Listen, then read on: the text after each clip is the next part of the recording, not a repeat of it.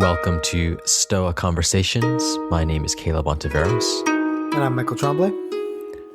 And today we're going to be discussing the first book or chapter from the Five Rings, sometimes called the Book of Five Rings, by Miyamoto Musashi. It's a classic, I suppose, in the Warrior Zen catalog, if you will. I don't know about you, but even in my one of the jujitsu gyms I go to, there's a Musashi quote on the wall. And I think that's probably true for many different martial arts. I asked ChatGPT if that quote was legitimate because I did not recognize it from my work, and I don't know if it's a legitimate quote that's on the wall of that gym. So that's a sort of a funny aside, and perhaps that's a similarity that Musashi has in common with the Stoics. And we'll get into more similarities. But I think the sort of warrior Zen type tradition is, I think it's a good way to get into some of the philosophy of Zen through a concrete craft, I suppose. So that's one reason why I wanted to chat about it. It's a book I read a while back, and now I'm sort of revisiting. So we're going to be discussing the first book. That's the ground book of this work, the first ring, if you will. Yeah, I was really excited for this one. A great topic, Caleb. I surprisingly have not read this. So I grew up in a martial arts family and have had the Book of Five Rings recommended to me a lot. I haven't got around to reading it, and it's kind of intimidating, and this was a good opportunity to dig into it. I think part of the reason why it's so popular in the martial arts space, or the kind of, we wouldn't call ourselves warriors today, but that kind of space, is there's a large part of martial arts culture that's about, you do sport for self-improvement or you do martial arts for self-improvement. That's what differentiates it from a sport or a hobby. It's about cultivation of the self.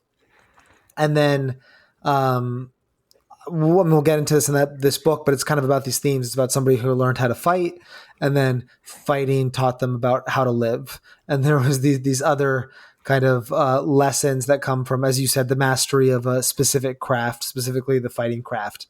And so we've just read the first book so far, or at least just me, but it was okay, this is why this is popular, because not only are you getting insight from somebody who's obviously an amazing fighter, we'll get into Musashi's life in a moment, but it's about those explicit connections about what becoming an excellent fighter taught him about how to live, and about how to be excellent in other domains of life. And that's a big part of martial arts culture. At least, and I think that's a Japanese influence. When I say martial arts culture, my family has a karate background and a Japanese jiu-jitsu background before Brazilian jiu-jitsu. And so I think that is an explicit Japanese influence coming from this tradition. Yeah, absolutely. So we'll talk about the book connected with some themes in Stoicism. I want to just share our general thoughts about it. But before we do that, we should talk a little bit about Musashi's life, when this was written and so on. So it's probably written around 1645 or so. And Miyamoto Musashi wrote this at the end of his life in his 60s. It was completed about a decade after another work we talked about, The Unfettered Mind. And I think it can be thought of sort of in a similar manner to that book. Perhaps they're certainly related. So do check out that episode if you haven't got the chance to yet and you're interested in this topic. So Musashi's sort of reflecting after a life of, being a samurai, living the life of a warrior. He fought 60 duels or so, was undefeated, and reflecting on lessons he can share about the sort of like the concrete strategy of combat, but also some of these ideas about strategy as a whole, mindset as a whole.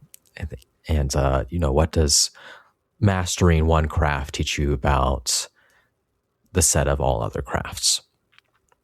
So you certainly can read it as an instruction manual for combat if you like, but most people today read it as something larger. It's really about mastering yourself. Really about this specific version of Zen as realized in combat. So I think just right off the bat, that connects to the idea that philosophy is something lived and practiced, not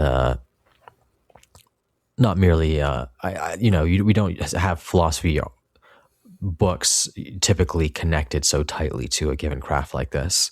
Though the Zen tradition is certainly is a counterexample to that, but it's not as you just think of Zen and the art of motorcycle maintenance, but that's not something we see as often in other modern Western approaches.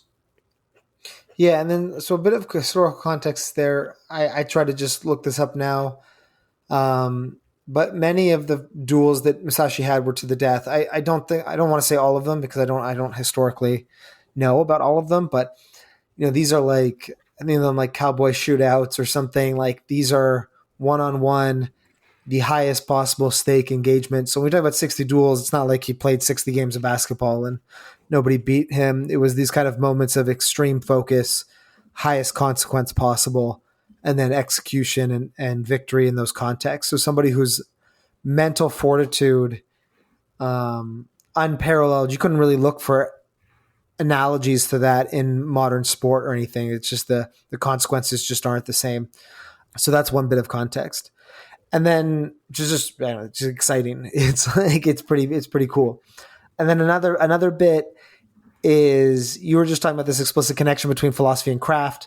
I was just reading Masonius Rufus today, another Stoic, and it was making me. He has this part where he talks about how philosophy is in some way kind of fundamental or kind of a essential part of a human life because it's the only thing we don't like. I always use the example of scuba diving. Like only the scuba diver knows how to scuba dive. Only the painter knows how to paint. I would be an idiot if I thought I could paint. But you can learn how to live well by doing other things. Like other people besides the philosopher know how to live well. And we'll get into this in the episode. Maybe that has to do with this idea of like the way or the path that connects all these things. But it was making me think of what you were saying, Caleb, which is this idea that maybe living well or the philosophical pursuit of a good life is in some way fundamental, such that the pursuit of any other craft gives you information about it or gets you better at it. And that's hence this pursuit, or hence this framing by Musashi of I've become this expert at being a swordsman. I've become expert at being a warrior, and that makes me an authority on living, makes me an authority on philosophy, because you can't become an expert at those things without understanding something about the way the world works, basically, because the philosophy is more fundamental. So you learn about it by doing any of the less fundamental things, I guess. What do you think about that? Does that make sense? Yeah, I think so. These, I think it's certainly true that one can take a given craft and either develop skills or principles that you find apply to other areas in a domain. I think there's often, you can almost think about approaching a given problem by developing general skills or specific ones and move in both directions, from the specific to the general, from the general to the specific. And if you think about philosophy in particular, I think it can help you move between those two domains, because often what you're pulling out are some of the more general principles, or at least mindsets. If you're thinking about dispositions or a self-improvement, just being able to handle. You think about the general skill of mastering impressions, how you respond to impressions. That's something you can apply, if you in your day-to-day existence across relationships, career, and there's of course going to be there's a whole world of details that make all the difference in these domains. But certain skills are going to be useful in all of them. Recognizing when you're wrong, having that sense of when to listen to your intuition, when to take a step back and pause, and so on. So, I think in general that's certainly true. Yeah, those are good. Those are good concrete examples, and it also kind of speaks to why a lot of people will come to something like the idea of the dichotomy of control on their own, right? Or they'll come to a lot of they'll say things that sound very stoic, and people will often ask, "Oh, was this person a stoic, or was that person a stoic?" And no, they weren't. But maybe their life, they're not a stoic in that they don't follow this philosophical tradition explicitly, but maybe in their life they came to uncover some of these similar truths. I think you provided some good concrete examples of those. Cool. So this first book, the ground book, uh, we have 5 rings: ground, water, fire, wind, void. We start with ground. That's sort of the foundation. It's about strategy as such. Musashi does talk about combat, but it's I think it's broader. So it is the introduction to the rest of this work, where he lays the groundwork for the upcoming chapters on adaptability, fighting, other schools and traditions, and then this last chapter, Void, which is really a Zen takeaway, if you will. This is a book we'll be focusing on, the ground book. And of course, we should flag that neither of us are Musashi experts. We don't have the same mastery of the man or his thought as we do of Stoicism. So, though, of course, we've read the work and done a decent amount of preparation. But we might say something silly, is what you're... Yeah, we might say something silly, and if we do, please correct us on it. But I think many ideas here are worth pulling out, especially for anyone interested in the philosophical life. The Zen approach is different. It's a different angle, I think, of coming at many of the same things. I don't want to say that it's ultimately the same tradition, of course, as Stoicism. That's not correct. There are substantive differences that we've talked about, but there's a significant overlap. And perhaps, especially with this sort of seriousness in which both people like Musashi and the Stoic writers we have approach life, and taking this fundamental question about, if you think about, I think both, maybe one way to get at this, of course they take living seriously, but one way to get at this is thinking about Musonius Rufus. He has that line that he tells Epictetus about mistakes of logic being like burning down the Capitol. And it's sort of like trying to take excellence to every domain, even issues of logic that might seem trivial. And I think that's an attitude that would be shared between people like Musashi and Musonius Rufus. Pierre Hadot talks about the Stoics trying to reject, especially Marcus Aurelius, trying to reject things that are frivolous in the worst sense of this, in that word, not in terms of not having fun or something of this sort, but not wasting time. And if you're applying yourself to something, doing as well as you can. Yeah, makes sense. Yeah, I agree. Yeah, so I think that's a fundamental similarity that's worth opening with. And we see this, a number of themes in the beginning of the book that connect to that point, with Musashi talking about the 4 ways of life. We've got the farmer, the merchant, the warrior, and the carpenter. And each of them have their own roles. Perhaps we have some connection to role ethics or more traditional hierarchical societies, or these sorts of things were well defined. And of course, this idea that wherever you find yourself, whatever way of life you have, you ought to be excellent at it. And I think, my takeaway from this section is that Musashi's connecting, of course, and was a part of the ground book, connecting all 4 of these and noting how, although he's focusing on the way of the warrior, there's a life of strategy, or an art to strategy, that connects all 4 of these lives, and they mirror each other and have these similar principles that we can apply to each, wherever you find yourself. Yeah, so strategy is about winning or excellence, and there's these different types of people: farmers, merchants, warriors, artisans, people that make things, and there can be a strategy specific to each of those. I think the third book, Fire, is the one for fighting. That's like the strategy specific to fighting. But the pursuit of excellence, what it means to be great, has a lot in common what good strategy looks like has a lot in common across all of these. It reminded me, I thought less about the role ethics. It reminded me more of like Plato's view of, certain kinds of people. Hmm. Plato talks about the maybe the artisan, uh, the bronze sold people that make stuff, produce things, the silver sold people, the warrior class, and the politicians, and then the philosophers, the kind of gold sold in the Republic, this myth of the metals. It reminded me of that, of kind of there's these kind of types of people.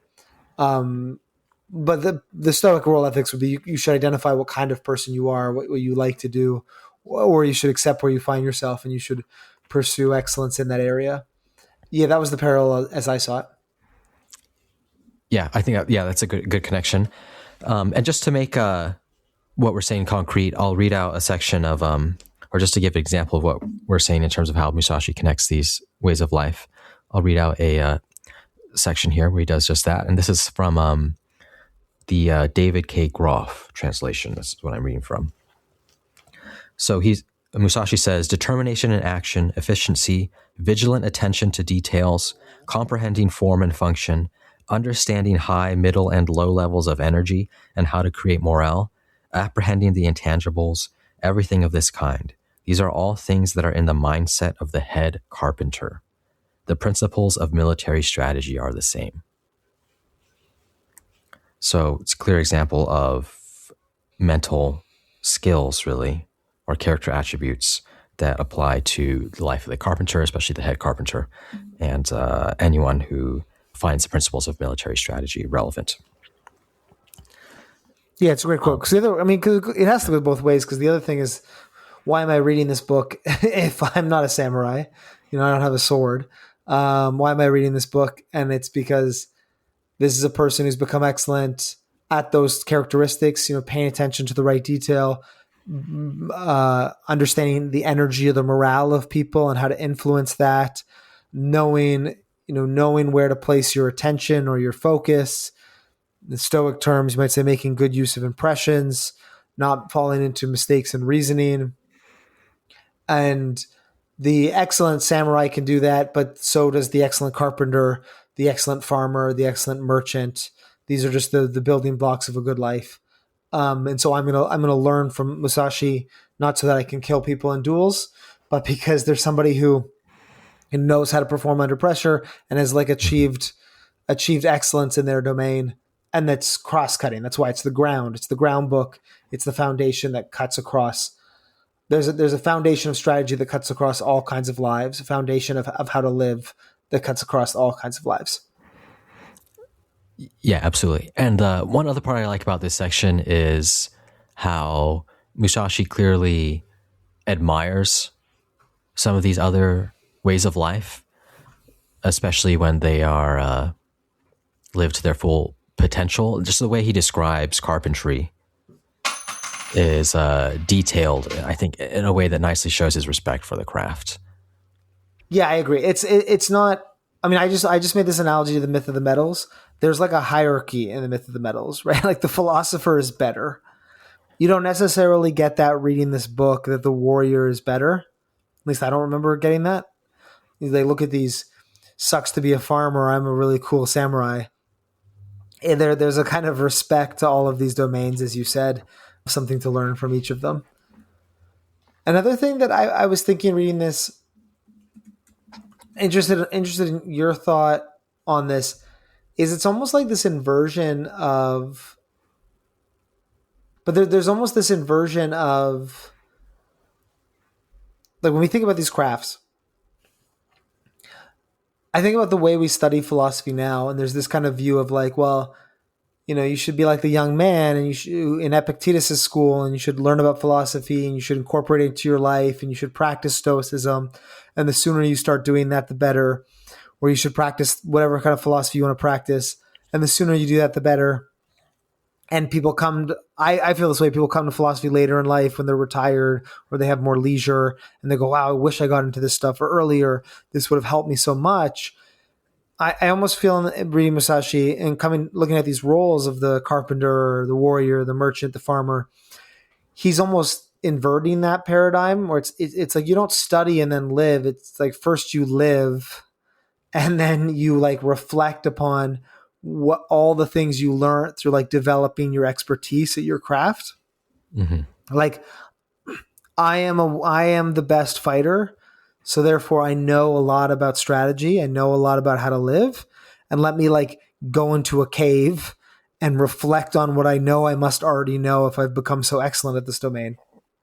As opposed to, I'm going to read everything there is to read about swordsmanship. I'm going to practice, and then I'm going to become the best fighter as the thing I do at the end of my life. Mm-hmm.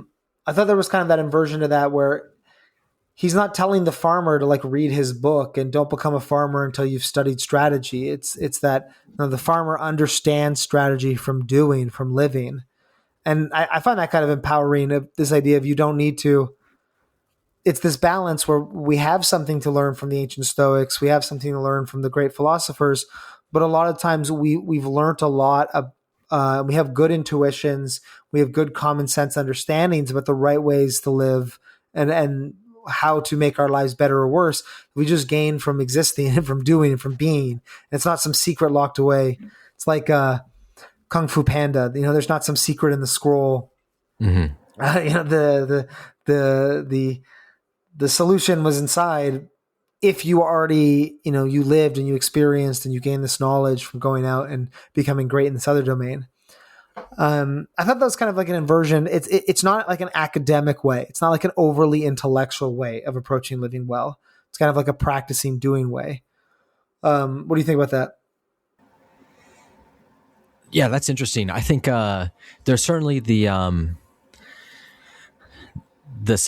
centrality of practice for Musashi. He has a line: "You must train in the way in order to realize it in your life." And it's not intellectual. It involves repetition, discipline. You could almost say embodiment, and that fits nicely with almost like it's almost like a life plan, or don't want to say a life plan perhaps, but where you live the life of action for decades and then later see what you can crystallize from it and share with others. Mm-hmm. Which is certainly a different model from the academic one, where you're training before executing, as it were, and perhaps also different from a Confucian model of life. Confucius has that line, which I'm certainly going to butcher, which is, at 30 you should have read this, at 40 you should have read this, and then finally at 50 you are ready to be an excellent Confucian, essentially, which is a quote I do like. But there is that point about different life paths I think is interesting. I think I've always been drawn to the something that's almost in between, which is perhaps the approach from Cicero or Seneca, where they're clearly always doing philosophy in their life, but there are times where they're forced, either because of exile or life circumstances, to seriously sit down and reflect or write these works of philosophy. We went through Cicero's On Duties, which he wrote while he was outside of the action. And then Seneca, of course, many of his letters are likely written when he was in exile, which I think is slightly different than perhaps the Musashi model, where he lived the life of the practitioner and then at the very end sat down and wrote out what he thought. Yeah, I've never thought of it that way.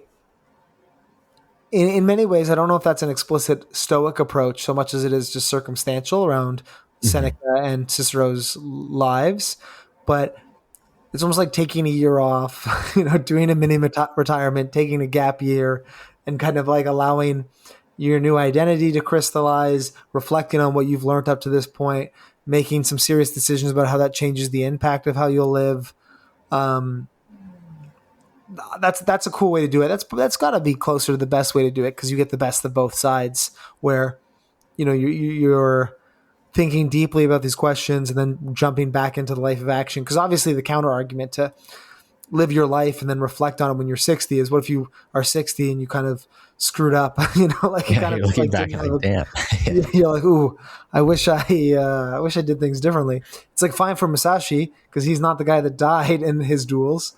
Maybe they would have a different opinion. So it's like maybe the reflecting back is like it's a good solution for the lucky few, or there's a survivorship bias. We're reading Musashi's book because he was really good at what he did. But for most people, this kind of like iteration of live a bit, reflect, live a bit, reflect is probably the ideal. I really like that way of doing it. The main takeaway, which I don't think you're disagreeing with for me, is this philosophy is about living. You are learning philosophy by living. If you go and you work a stressful job, if you go and you're having relationships and you're going through personal troubles, if you're making friends, if you're producing art, you're learning about philosophy, which is I often forget that. I often think, well, no, first I study the Stoics and then I go and live. I often kind of approach things like that. And if I'm screwing up my living, I need to go back and reread some philosophy. And no, sometimes you learn from living, which maybe if that maybe if the fact that that's insightful to me means I maybe am reading too much philosophy. But it's a good reminder that this is not a craft you just develop in the books, and it's not a craft you just develop in your philosophical exercise either. It's a craft you develop by thinking about your life up to that point and reflecting how you've lived and what's gone well and what's gone poorly. Mm-hmm. Yeah, a quick line related to this from Musashi on training specifically.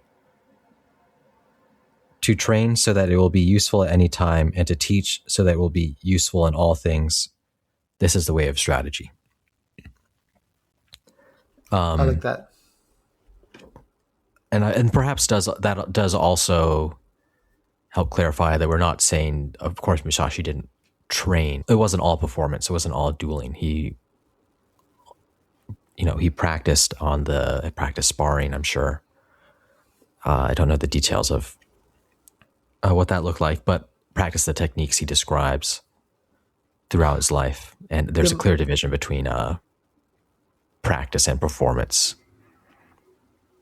Well, my understanding is they would use wooden swords, which would hurt and could still like mess you up, break a finger, and scar you.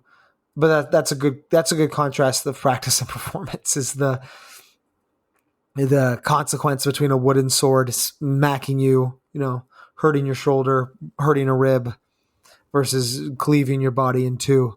Very clear divide there. Yes, there is. Let's see.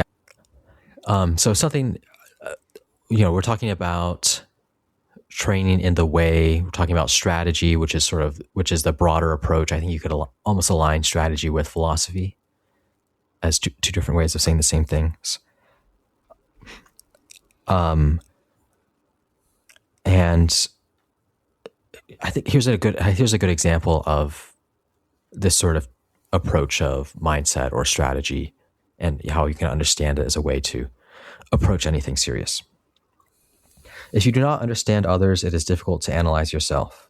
In all ways and in every instance, there are thoughts that deviate from the way, as they are called. Even if you can say that you are striving hard every day on a particular way, if your heart strays from it, though you may think it is a good path, when viewed objectively, it is not the true way. If you do not perfect the true way and your mindset becomes slightly skewed, later it may become greatly awry. You should examine this. So up front, we have almost the Socratic maxim, the Delphic maxim. If you wish to analyze yourself, you must analyze others.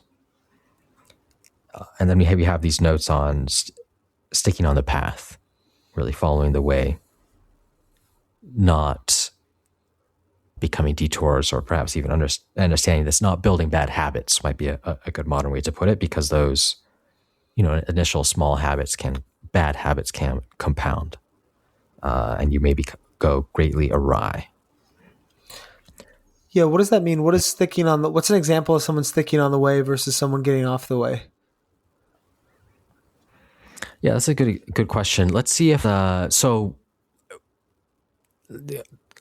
something that is called out explicitly by Musashi in this book is focusing too much on tools or technique. And sort of the point of the way, I imagine there are different ways to put this, and Zen always has this almost indecipherable or at least non-verbal character. But the point of the way is to win. If you take combat, it's to win the duel and not be distracted by techniques, tools. So Musashi, one of his maxims is that you should not have a favorite weapon. And if you do have a favorite weapon, that's a sign perhaps that you've deviated because you care more about wielding this specific weapon for whatever reason. That reason's not related to winning because different circumstances call for different weapons. Different people, I imagine, are suited to different weapons as well. So if we keep the samurai example, it's something like, I belong to this school, this samurai school, and we use this type of sword and we use this kind of technique. And you're in a duel with somebody and they're using a spear, and the spear is particularly good against your style of sword, but you're like, no, this is our style, and I need to represent my style with honor. And then you don't change up your sword approach. You don't take a spear as well, and then you die, or you get stabbed, or you lose. And that's that kind of, you've lost sight of the goal, which is winning, which is like an expression of skill in combat, and you've changed your goal to, representing your school well or something, or demonstrating the excellence of this weapon in combat, or just some goal that is different from the original path. I mean, that makes a lot of sense to me. Is that right? Is that how you're understanding it? Yeah, absolutely. I think that's how I'm understanding it. Here's a nice quote. There are times when it's better to wield two swords than one. When fighting singly against a crowd or when taking a hostage, it is advantageous. There's no need to write about things like this specifically at this point. Having one thing, you should know 10,000. Practice and achieve the way of strategy, and there will never be a single thing you do not see. You should investigate this extensively. I like the ending of that as well. It's sort of like, I'm not going to do your homework for you. And perhaps there's a truth there that if this was completely spelled out, it may not be internalized well, in the sense that, go ahead. Well, I bring up the Marcus Aurelius quote all the time about how if someone could show me the Stoics are wrong, I'd change my mind. I'm after the truth and not like supporting this school. It's the truth I'm after. He says it's the truth I'm after, and the truth never hurt anybody. And so that's what I'm thinking of, the ways, like we from a philosophical example, we get off the way when we say, Chrysippus argued this, or this Zeno argued this, and I've got to hold to this, and you kind of lose track of, well, the goal is to live well, and Stoicism is one input into that, or different philosophical schools are different input in that, and Seneca picks and chooses pieces of Epicureanism to cherry pick. And we're not like, oh, you can't quote those guys because they're not Stoics. It's nothing like this. It's just like, I'm just trying to live well. This is one kind of input to that. And that's the kind of analogy I'm taking here. And then the part where he's like, there's 1,000 little bits of combat particulars we could talk about, but we're not going to talk about that now because you need to get the foundation down, which is this idea of strategy, win at all costs, don't be overly attached to things. I see that paralleled in the view that people sometimes get frustrated with Stoicism because they're like, well, it doesn't tell me exactly what to do. Or tell me how the Stoics would deal with smartphones. Tell me how the Stoics would deal with this particular political situation going on now. And it's like, well, it's not this kind of input-output. You can't just run a calculus and say Epictetus would say exactly this. You say, well, I think Epictetus would think about it this kind of way. I think Marcus Aurelius would think about it this kind of way. They'd avoid these kinds of mistakes in reasoning. And people say, they kind of see it as a bug. But Musashi might say this is a feature of Stoicism because by not being so prescriptive, it's allowing you to exercise your own judgment. It's allowing you to exercise your own knowledge. It's not just about reciting the right line or repeating the right passage. It's about making a judgment call in the situation as a combatant, as a participant in life. Yeah, does that resonate with you? Yeah, absolutely. I think that's on track. And I think this way of thinking can also sometimes be a little bit more be useful in the sense that sometimes even the questions we're asking are revealing that we're distracted or our fundamentals aren't right. You can imagine someone stressing out about what weapon they should use before a duel, and is that the right question, or should they be thinking about something more broadly about how they're going to win and then work from that starting point? Or is that if the fact that they're stressing about the weapon mean they made some other mistake down the line? And perhaps pulling that out into a different context. Sometimes people in the business context are always thinking about a process or what's the ideal process to use here. And often sometimes it's useful just to pause and see, rock bottom, what are we trying to do and how do we do that, ignoring all ideas people have about some process we're supposed to follow or best practices or so on. Yeah, I really like that metaphor, or I like that analogy. No, it just all really resonates with me. I was having a conversation, like a martial arts conversation recently about somebody, they did Aikido, and they were like really excited about, oh, people are showing the value of Aikido. They're showing like the value that it can have in jiu-jitsu or in grappling. And I don't know, maybe this is easy for me to say because Brazilian jiu-jitsu, Aikido, for those that haven't practiced, it's a martial arts that it can sometimes in like a mixed martial arts space be made fun of for not being effective. And this person was like proud that Aikido's effectiveness was being demonstrated. And it's not trying to judge this other person, but it's like I felt like they're falling into the exact trap we're talking about today, which is like your pride shouldn't be attached to Aikido any more than my pride should be attached to the history of Brazilian Jiu-Jitsu or something. It's just, in that moment, in that battle, in that fight, what is the most effective technique to employ? And it would be a mistake if I was like, well, I'm not doing an Aikido technique because Aikido doesn't work, and I'm blinding myself to that. That's a mistake. But it's also a mistake to be proud and to say, well, I'm gonna pick this one just because this is the kind of team I'm on. It really resonates with me in a martial arts example, again, because this is kind of a warrior book, so I see the parallels. I'm thinking if we flip over into life, maybe you gave a good example of business processes. I think it's just this tendency to like kind of pick teams, get caught up in the details, as you said, the be emotionally invested into the how or the what instead of just the why or where we're trying to get to.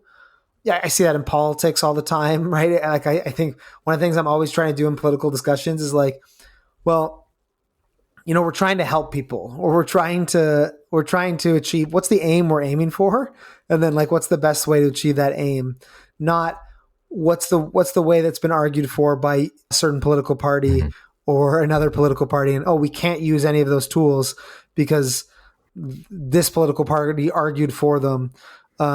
Is it's so silly, right? And so I guess it's kind of not taking teams as part of it, not being on a team, and just trying to keep that kind of zoomed out. I say zoomed out, maybe it's zoomed in. I don't know the amount of zoom, but it's a difficult balance to maintain. I think just Musashi articulates it really well here. Yeah, I think so. As a general principle, I think there's also related to this in terms of the martial arts discussions. You have often someone will have their favorite art and make this exact move. This such an art is useful in self-defense situations.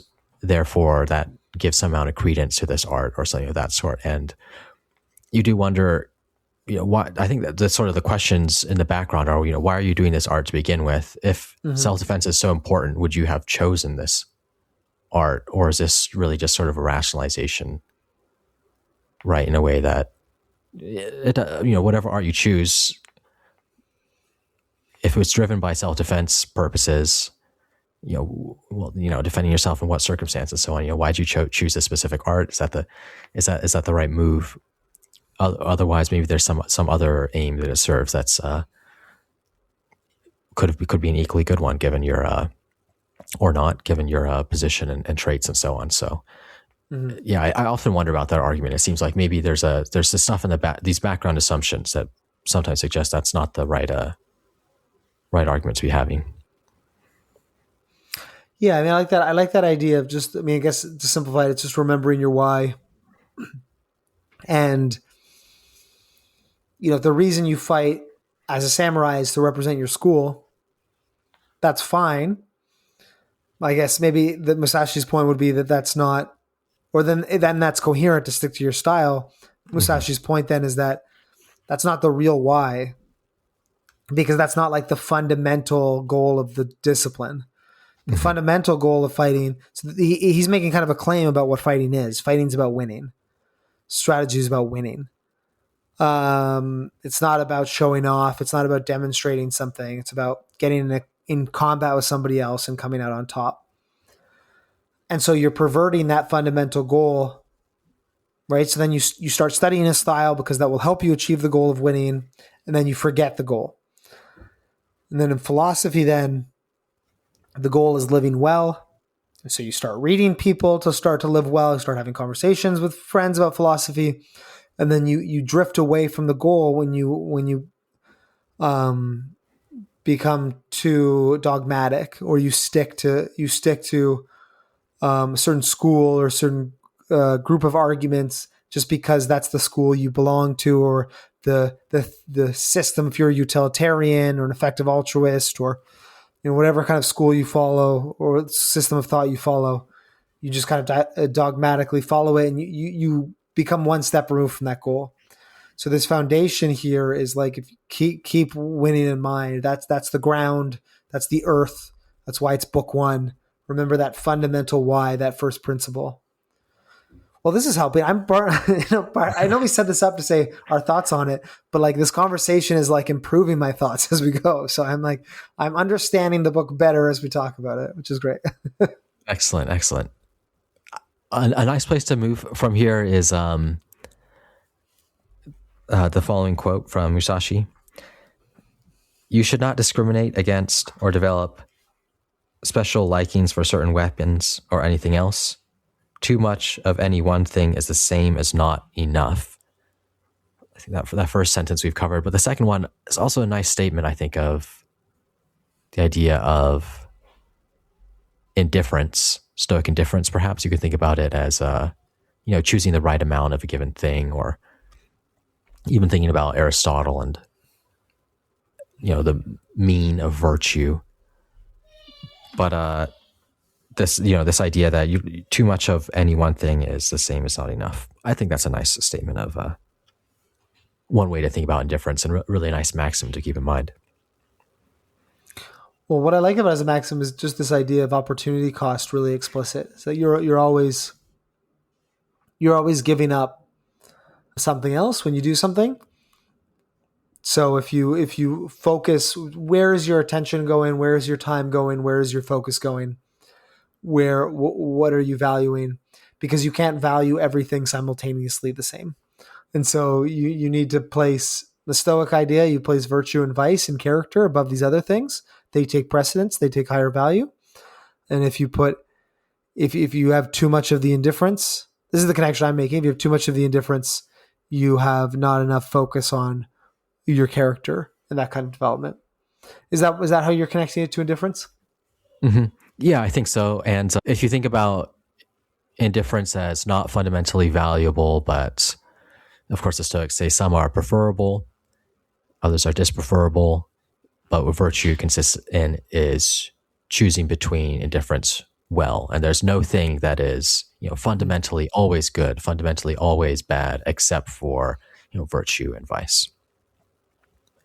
Yeah, well put. There's also another nice line in the next paragraph. Without imitating other people, choose what is appropriate for your own size and shape. You should have weapons that you can wield comfortably. For generals or foot soldiers, to think or dislike certain things is bad. Being adaptable and inventive is vital. One way to choose the right amount of something is to look at your own traits or your own position. This also made me think of, we don't normally talk about things this way, which is why it's good to read other people. But you think of indifference as flexibility, adaptability. Like, are you the kind of person that can choose death when it's the right thing to choose? Are you the kind of person who, you have a certain habit or system or way of going about your life that you prefer, but now something's happened, some crisis has come up, some extreme situation has come up, and now you have to change. You have to give up. You have to give up on sleep, or you have to give up on your diet or your exercise routine. Are you adaptable to that?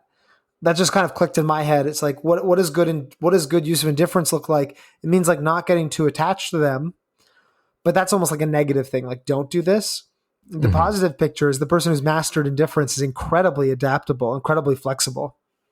Okay, all things being equal, I'll choose this, but if I'm in a different situation, I'll choose something different. If the situation demands something different of me, I will be different, if that's the right way to live.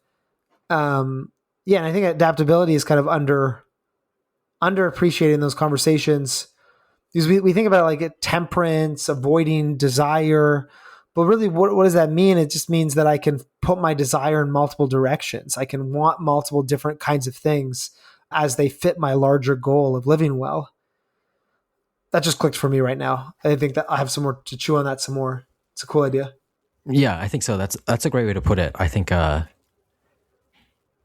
don't always put things that way either, especially if you think about virtues like, discipline or moderation, temperance.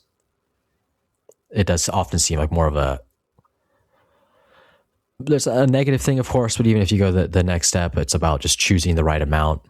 But it's more than that, right? It's not just choosing the right amount in a specific moment, in a snapshot of time. It is an ability that it needs to show up in a number of different situations. It needs to be sort of internalized in a way that, that's not just a list of amounts and, the situations you've faced in your past. Well, to make it concrete and to kind of sell myself out a little bit, I think about some ideas like, what do I think I can't live without? Like, where are my kind of ideas of inflexibility? And I'm like, man, I can't live without sleep. Like, I love to sleep. I can't live without, exercise. These are like important fundamental parts of my life that make me happy. I have certain parts of my routine that I like to stick by, and that makes you vulnerable. It makes you inflexible. And I'm not saying don't have routine, but I'm saying if something comes up and there's some sort of, I move across the country or some sort of serious change to my life, I have to take care of somebody that's sick. Can I still be happy with the change to all these things that I find pleasurable and I find nice and I enjoy in my day? And it's like, yeah, you can find pleasure in other kinds of things. You can select other kinds of things. Maybe they're not the things you prefer in a vacuum, but that's okay. That's empowering. It's an empowering way to think about, instead of like, whipping yourself in the back and being like, I shouldn't desire, I shouldn't desire sleep. I shouldn't desire, video games or, reading or these kind of hobbies that I enjoy. It's this kind of flexibility of like, there's other things that I could enjoy. There's other things that I could do and choose in the moment or pursue if life required me to. Yeah, I'll have to think of this one some more, but I like it. Yeah, I think it's that fundamental Stoic move, I suppose, that in any situation you can be excellent, and that's energizing. That matters, and I suppose the way that Musashi might put it is, in any situation you can get back on the way or follow the life of strategy. It also makes me think of there's a statement Seneca makes about how the sage, perhaps he doesn't say exactly this, but he says the sage could live well without friends. Mm-hmm. And but I think Seneca also believes the typical sage has many friends.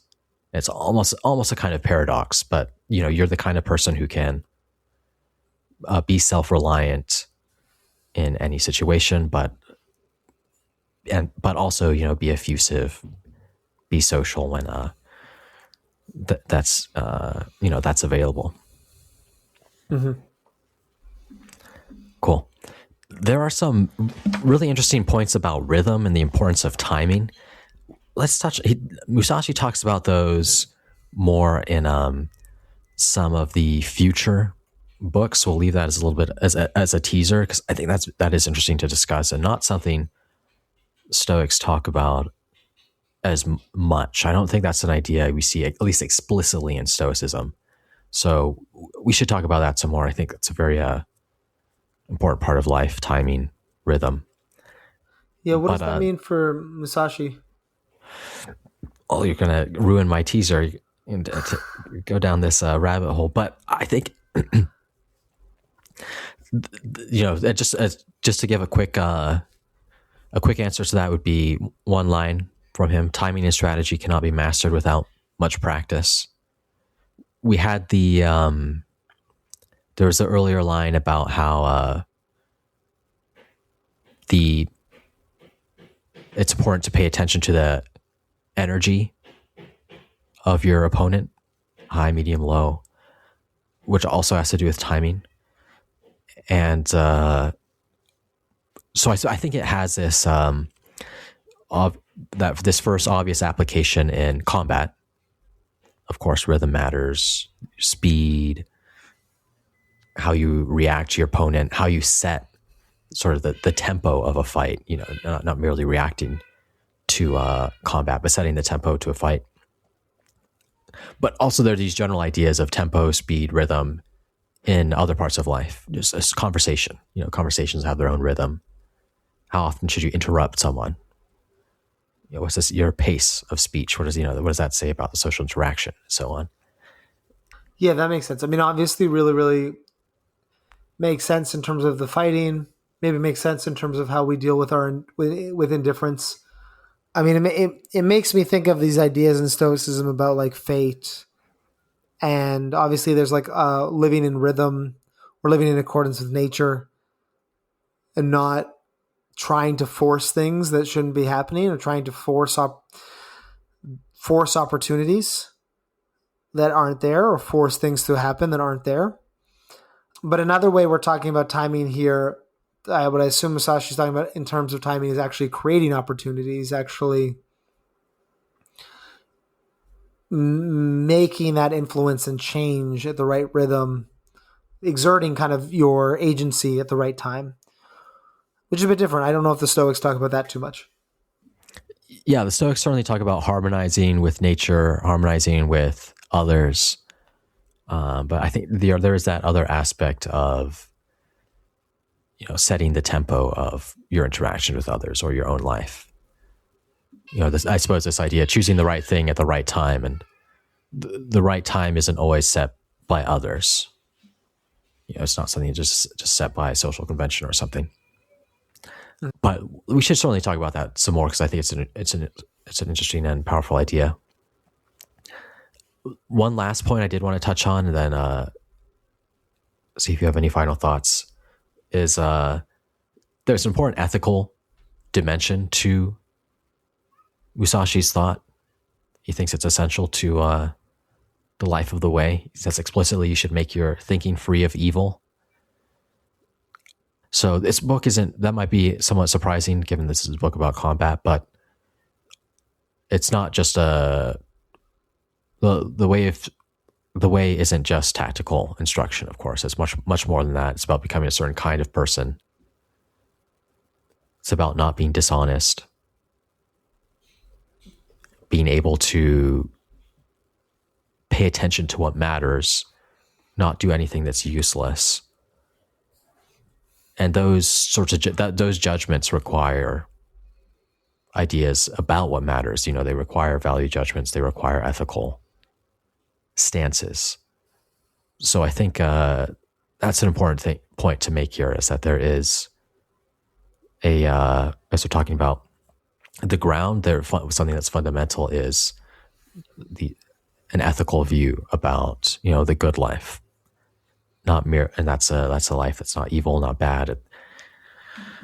the highest level, and specifically includes a number of things about, the virtue of honesty.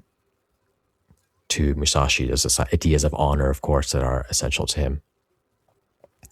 So it's not. I think that's one other point I think it's important to make. That's sort of setting the stage to the rest of the book. Yes, it's not just a book about fighting and about how fighting has things in common with carpentry and other skills. It's a book about living, and living has an ethical dimension. There are bad ways to live, and you want to avoid these. You want to be a good person, and understanding strategy, understanding the kind of 5 aspects of swordsmanship sets you up in a good position to do that. Yeah, well said. Well said. I find books like this, they're books in this tradition, simple, easy to read in a sense, but in another way very difficult because these ideas are often Musashi doesn't do your homework for you, I think. And there's this question about, what is the way? What does this look like in practice? And I think this conversation was useful because I was able to think through some different examples, and you offered some others, especially this question about sort of a life path or life plan, and how often you should reflect these sorts of things. And how I think that's a question about, if I want to be a good philosopher, how often am I philosophizing? Would be one way to put it. And I think being able to apply this book well involves internalizing, I suppose, this way of strategy in a way where you can answer questions like that. Let's end with the 9 rules. I think that's a good place to end. So towards the end of this book, Musashi says, "To those people who want to learn my strategy, there are rules for practicing the way. Make your thinking free of evil, train diligently in the way, become familiar with all the arts, understand the ways of all the professions, in all things discern profit from loss, learn to evaluate everything, realize and understand that which cannot be seen, notice even the slightest thing, don't do things that serve no purpose." I think that's a good spot to end. Great. Cool. Thanks, Caleb. Thanks, Michael.